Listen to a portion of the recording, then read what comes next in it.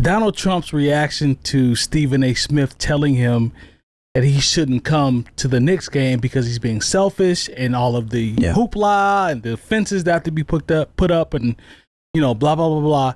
And one of the reporters basically was like, Stephen A. Smith, who's a guy that said he would run for president, and Trump was like, I don't think has the competence to run for president or the IQ. Low IQ. He's a good guy. And I'm like, fam. You need a certain aptitude to run for president.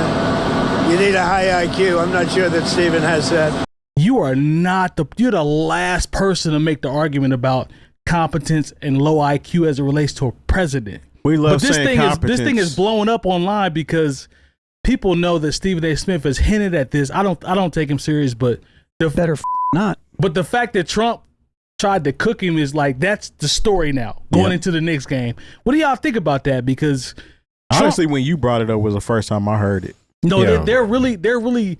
Who's they? When I say they, I mean, I look at my timelines, I look at Instagram, I try to do the research to see what people are talking about. The people that Lone hate. But, bruh, why is this even a conversation? Is my thing, because nobody takes Stephen A. Smith serious as a presidential candidate. At least I don't. Nobody took Trump serious as a presidential candidate either. Even better. And Stephen A. Smith is more competent than Donald Trump, which is saying something. Yeah, but isn't that the irony? Because you got an idiot telling somebody else that they're not competent. I don't know. I feel kind of conflicted about this whole Trump. Well, not conflicted at all. I don't like the fact that seeing everybody celebrate at the Knicks games with these high-ass tickets, no players protesting, no organizations pushback, no NBA, nothing. There were a couple players that said Silver. I mean, Hart said something, but Silver sitting down in front of, talking to the guys and them not really saying anything, probably not even being in a position to say anything, and then just the audacity, and then it just felt very oddly dystopian in a way, or just not even really. I don't even know if dystopian is the right word. It just felt, it's kind of like American. Yeah, it felt extremely American to the point to where like it was kind of sickening. And I'm just like, man, it doesn't matter as long as we're entertained. Let me ask you this, Lone. And the argument was made by Stephen A. Smith that Donald Trump was being selfish. Yeah, he was.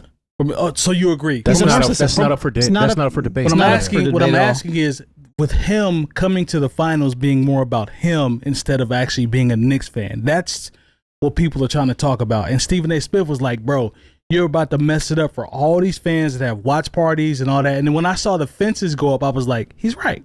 No, he was right. I knew he that. Was right. That's the first thing that I thought about when they said, Trump might go. I was like, okay, so that means prices are going to go up. There you go. It's going to look. You had to act like you were getting on an international flight to get into Madison. Come on, site check. And just the areas around it, and don't get it twisted. Like, New York fans are insufferable, but at the same time, like, he's more insufferable. And he was there asleep at the same time. Again. Yeah, exactly. And at the same time, like, yeah, it's been a long time for Knicks fans. So like, I can, even if I think they're insufferable, I can still be like, man, what an asshole move. That part.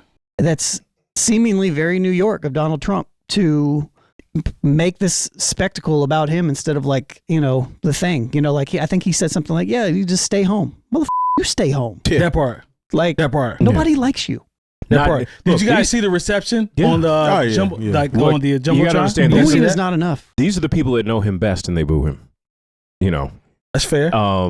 So it's not up for debate. What he did was selfish because it's like, okay, yeah, I'm sickened by how much, when I saw the price of those tickets, I was like, who do you expect? I mean, I realize there's a lot of wealthy and a lot of rich people. $188,000 in New York for floor seats. But Jay, in my lifetime, I've never seen, now we in Indiana, so it's downscaled, but I'm talking about, they did a comparison on a show on ESPN for Kobe's last game, right, in LA. These tickets were like $3,000 or $4,000 more than that. So the price gouge was ridiculous with him being in the building. And then, but part of me, and this is where someone would make the capitalist argument, is that the prices are set by the marketplace, because it's not like a whole bunch of seats were available at those prices. Like it was a sellout. Is there a Trump impact? No. Like those tickets were going to be that whether Trump. No one's like, oh, now I got to be there because Trump is there. If anything, it made those rich people who paid all that money angry that they had to, show up 2 hours early to make it to their seats. Like I said, everyone from the people who worked there to the players to the broadcast team was inconvenienced by Trump's. If you've ever been anywhere and the president is there, like you got to understand, they shut down the highways and everything has to go through. You're right. And the thing is, like, the people who shoot at him don't are often miss and wind up hurting somebody else. And it's. I saw Joe Bud make a comment around that. He's like, I want to know where he's sitting at because I don't want to be anywhere near him. Come on. Yeah, because if they because the way his shooters act, sure, they'll mess around and aim at him and hit me. You know what's crazy?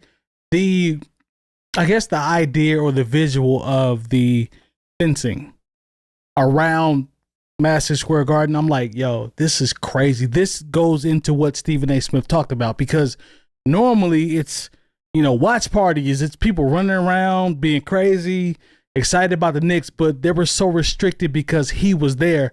That's when it actually landed where I'm like, yo, this is definitely some selfish shit, 100%. And whether you agree with how he runs the country or not, he does have other things he could be doing other than hanging out at a basketball game. And like people will have that same criticism. They're like, well, when Obama went to a basketball game, like and it's he wasn't president. He wasn't president. Come on, Long. Come on. No sitting president has ever been to a finals Long. game. And it's just there's always this whataboutism when even the people who support Donald Trump know he's wrong. Yeah. And they always got to try to be like, well, there was that one time Bill Clinton, we're not talking about that right now, first of all. And you're talking about someone who wasn't president when they did what they did. Yeah. Everybody was up in arms when Barack Obama wore that tan suit. Yes. It might have been the end of the world, and that was the biggest thing going on at the time. But stuff that Trump gets away with is people don't even talk about it. He was in the game saluting. And you're not even supposed to salute inside, indoors. I want to say Obama did it too at one point in time, and they ran him over the coals. But like, it's almost like you get a pass if you're this dude and you're part of the Minion Squad. Look, I remember, and I wish I knew where the clip was from, but I remember Barack Obama said, "What if I had done any of this?" Yeah, and it was a point where people were laughing, but he was like, no, for real, what if I had done any of this? And you could point at anything. What if I had torn down part of the White House? What if I had, what if Barack Obama decided he was going to throw the equivalent to whatever you think Barack Obama would enjoy, a UFC, and create a whole stage on the South Lawn or whatever lawn. It ain't a lawn anymore. Yeah. And you just know that if he did any of this shit, that it would be the end of the world. And like every time Donald Trump is like, oh, well, you got to understand narcissism, and so I don't know, man. We're just in this weird place in America to where it's like there's some people who are like, you guys don't see this, and everybody else is like, no, I don't see it. It's like when that movie They Live with Roddy Piper, the glasses, and Cowboys, They Live. My man, what was his name? I'm mad at Mr. Silverthroat. What is it? Incredible voiceover. Keith David. And he's trying to force him to put on these glasses so he can see what's going on, and he's fighting it to where it's one of the best movie fights ever. But I feel like that's where we are right now, to where if you don't want to see it, you're not going to see it. And so like it's almost you could fight somebody and force them to see it, and they're still going to be like, I just don't see what the issue is. And so that's where we are right now.